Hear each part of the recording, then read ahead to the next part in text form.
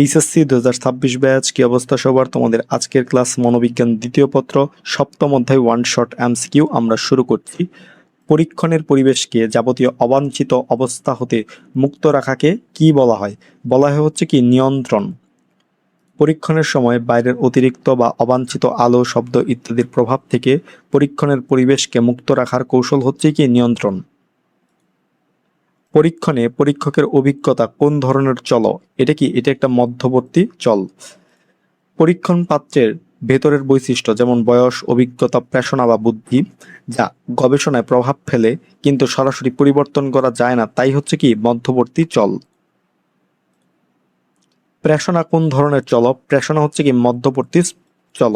প্রেষণা একটি অভ্যন্তরীণ অবস্থা যা উদ্দীপক অর্থাৎ কি অনির্ভরশীল চল ও প্রতিক্রিয়ার অর্থাৎ কি নির্ভরশীল চলের মাঝে অবস্থান করে আচরণকে প্রভাবিত করে।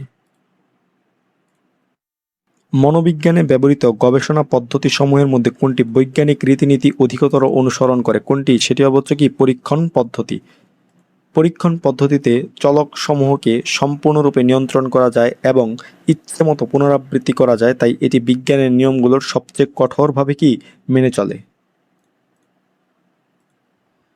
অনির্ভরশীল চল প্রয়োগে সৃষ্ট প্রতিক্রিয়া হলো অনির্ভরশীল চল প্রয়োগের ফলে সৃষ্ট প্রতিক্রিয়া হচ্ছে কি নির্ভরশীল চলক। গবেষক স্বাধীন বা অনির্ভরশীল চল প্রয়োগ করার পরই পরীক্ষার্থী যে প্রতিক্রিয়া বা আচরণ দেখায় তাই হচ্ছে কি নির্ভরশীল চল। পরীক্ষণের প্রথম ধাপ কোনটি? পরীক্ষণের প্রথম ধাপ হচ্ছে কি যে সমস্যা শনাক্তকরণ। যে কোনো বৈজ্ঞানিক গবেষণা শুরু করার প্রথম কাজে হচ্ছে কি আমরা ঠিক কোন বিষয়টি সমাধান বা পরীক্ষা করতে চাই তা পরিষ্কারভাবে চিহ্নিত করা। সাক্ষাৎ গ্রহণকারী সাক্ষাৎ প্রদানকারী সাদিককে বিভিন্ন ধরনের প্রশ্ন করে ব্যতিব্যস্ত করে রাখেন, এটি কোন ধরনের সাক্ষাৎকার? এটি হচ্ছে কি চাপমূলক সাক্ষাৎকার। সাক্ষাৎকারদাতা মানসিক ধৈর্য পরীক্ষা করা বা তাকে মানসিকভাবে চাপে ফেলার জন্য যখন ঘন ঘন কঠিন প্রশ্ন করা হয় তখন থেকে কি চাপমূলক সাক্ষাৎকার বলা হয়। কোন পদ্ধতিতে জীবন বৃত্তান্ত সংগ্রহ করা হয়? কোন পদ্ধতিতে? সেটি হচ্ছে কি ঘটনা অনুধ্যান পদ্ধতিতে জীবন বৃত্তান্ত সংগ্রহ করা হয়। কোনো একজন ব্যক্তির অতীত ইতিহাস, ব্যক্তিত্ব ও জীবনের সামগ্রিক ঘটনা গভীর থেকে সংগ্রহ ও বিশ্লেষণ করার পদ্ধতি হচ্ছে কি ঘটনা অনুধ্যান বা কেস স্টাডি। চালক রাস্তা দিয়ে গাড়ি চালাতে গিয়ে লাল বাতি দেখে গাড়ি থামিয়ে দিল, এখানে গাড়ি থামানো কোন ধরনের চলের উদাহরণ? এটি হচ্ছে নির্ভরশীল চলের উদাহরণ। লাল বাতি দেখা অর্থাৎ কি অনির্ভরশীল চল বা উদ্দীপক, এর প্রভাবেই চালক গাড়ি থামানোর প্রক্রিয়াটি দেখিয়েছে, তাই গাড়ি থামানো এখানে কি নির্ভরশীল চল। বৈজ্ঞানিক পদ্ধতি বলতে কোন পদ্ধতিকে বোঝায়? কোন পদ্ধতিকে? পরীক্ষণ পদ্ধতিকে বোঝায়। বৈজ্ঞানিক অনুসন্ধানের প্রধান শর্তই হচ্ছে কি পূর্ণ নিয়ন্ত্রণ, পর্যবেক্ষণ ও যাচাই যোগ্যতা। এই বৈশিষ্ট্যগুলো সবচেয়ে বেশি পরীক্ষণ পদ্ধতিতে বিদ্যমান।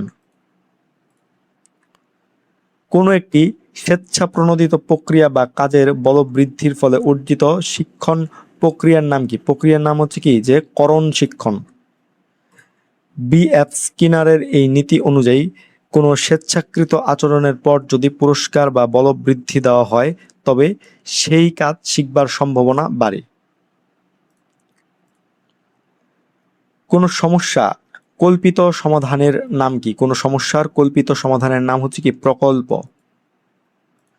কোনো সমস্যার বৈজ্ঞানিক সমাধানের পূর্বে গবেষক যে আনুমানিক বা অনুমিত সিদ্ধান্ত অনুমান করে নেন তাকেই কি প্রকল্প বা হাইপোথিসিস বলা হয়। একটি পরীক্ষণে 30 জন মহিলা এবং 40 জন পুরুষ রয়েছে। আচরণের লিঙ্গভেদে তারতম্য না করার জন্য চল নিয়ন্ত্রণের কোন কৌশল ব্যবহার করা যায়? কোন কৌশল? সেটি হচ্ছে কি ভারসাম্য সৃষ্টির কৌশলটি ব্যবহার করা যায়। দুই দল বা গ্রুপের মধ্যে বৈশিষ্ট্যগুলোর যেমন 30 জন মহিলা ও 40 জন পুরুষ অনুপাত সমান বা সুষম রেখে নিয়ন্ত্রণ করার প্রক্রিয়া হলো হচ্ছে কি ভারসাম্য সৃষ্টি। সুইচ অফ করলে বাতি নিভে যায়, অন করলে কোন ধরনের চল? অন করলে কি এটি একটি অনির্ভরশীল চলক। যা স্বাবলম্বী এবং যা গবেষক নিজের ইচ্ছামতো অন অফ বা পরিবর্তন করতে পারেন তাই হচ্ছে কি অনির্ভরশীল চলক। যা কিছু পরিবর্তনশীল তাকে কি বলবো? তাকে বলবো হচ্ছে কি চলক।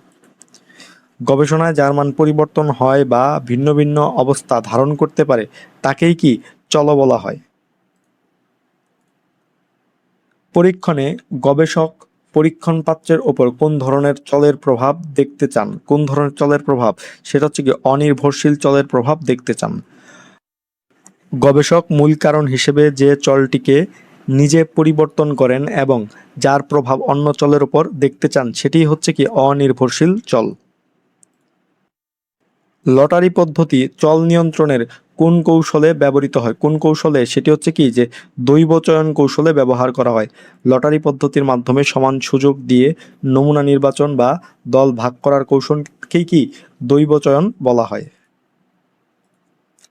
বাহ্যিক চল নিয়ন্ত্রণের কৌশল কয়টি? বাহ্যিক চল নিয়ন্ত্রণের কৌশল হচ্ছে কয়টা? 5টা কৌশল। মনোবিজ্ঞানে বাহ্যিক চল নিয়ন্ত্রণের 5টি প্রধান কৌশল রয়েছে। ভালো প্রকল্পের বৈশিষ্ট্য কোনটি? ভালো প্রকল্পের বৈশিষ্ট্য হচ্ছে কি যে প্রকল্প সুনির্দিষ্ট হবে। একটি আদর্শ প্রকল্পের মূল গুণ হলো এটি অবশ্যই স্পষ্ট, সুনির্দিষ্ট ও পরীক্ষাযোগ্য হতে হবে। নিচের কোনটি প্রকৃত পরীক্ষার উদাহরণ? প্রকৃত পরীক্ষার উদাহরণ হচ্ছে কোনটা? শিক্ষণ। কারণ শিক্ষণে পরীক্ষাগারে সরাসরি উদ্দীপক প্রয়োগ করে প্রতিক্রিয়া পরিমাপ করা সহজ ও নিশ্চিত, তাই এটি একটি প্রকৃত পরীক্ষার উদাহরণ। আদিবাসীদের সামাজিক প্রথা নিয়ে গবেষণা করেছেন কোন নৃবিজ্ঞানী? কোন নৃবিজ্ঞানী? সেটি হচ্ছে কি যে মার্গারেট মিড। বিখ্যাত নৃবিজ্ঞানী মার্গারেট মিড সামোয়া দ্বীপপুঞ্জ ও আদিবাসীদের সংস্কৃতি ও সামাজিক প্রথা নিয়ে গবেষণা করেছিলেন। পরীক্ষণে পরীক্ষের বয়স কোন ধরনের চল? এটা হচ্ছে কি এটা একটা মধ্যবর্তী চল। বয়স একটি জৈবিক উপাদান যা পরীক্ষণে সরাসরি পরিবর্তন করা যায় না কিন্তু আচরণের উপর প্রভাব ফেলে, তাই এটি হচ্ছে কি একটি মধ্যবর্তী চল। নিয়মতান্ত্রিক পর্যবেক্ষণ কয় ধরনের হতে পারে?